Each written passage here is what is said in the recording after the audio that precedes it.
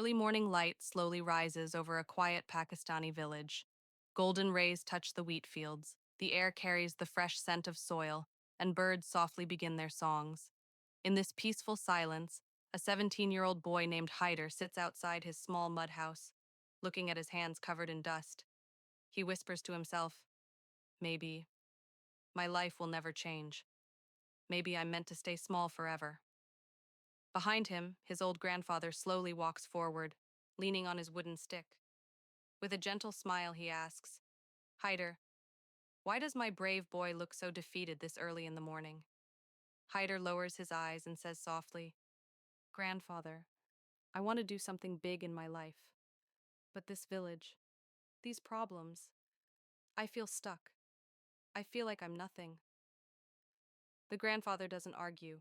He simply says, Come with me, Beta. Let me show you something. They walk together through narrow, dusty paths. The village is waking up, women preparing breakfast, a few children chasing each other, but most corners look tired, worn out, forgotten. They cross the fields, their feet brushing against tall wheat moving softly with the wind.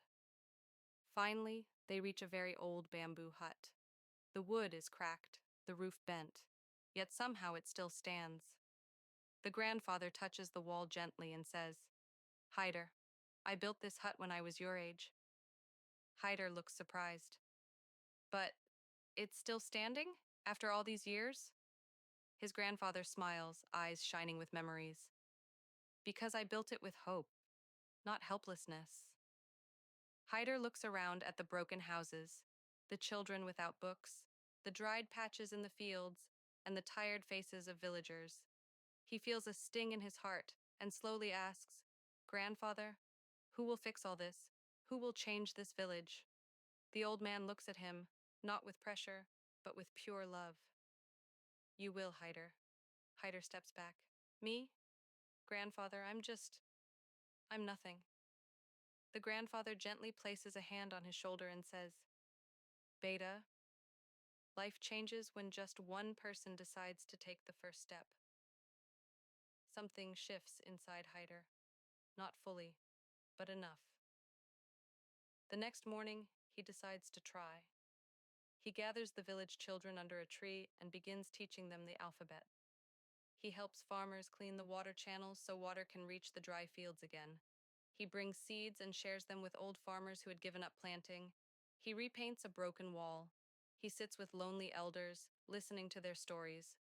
Little by little, day by day, something starts to change, not just in the village, but inside him.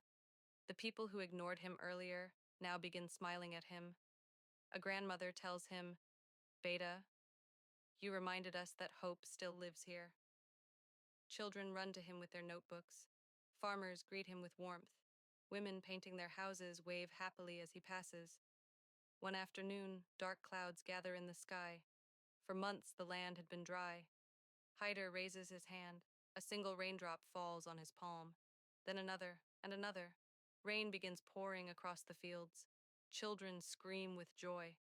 Farmers raise their hands to the sky, laughing and crying at the same time.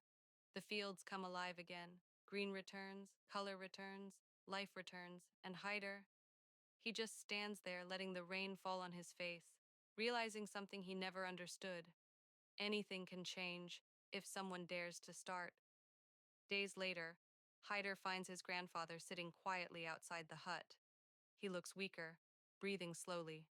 Hyder rushes to him. Grandfather, are you okay?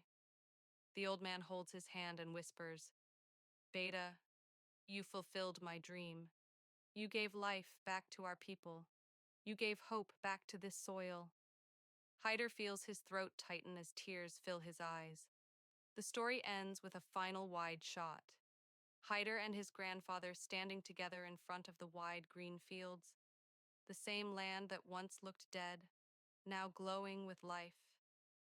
Wind moves through the wheat. The sun sets behind them, turning everything golden. Hyder's final voiceover says, Sometimes the biggest purpose in life is simply to give hope to someone else. And often, that hope comes from the very soil we belong to.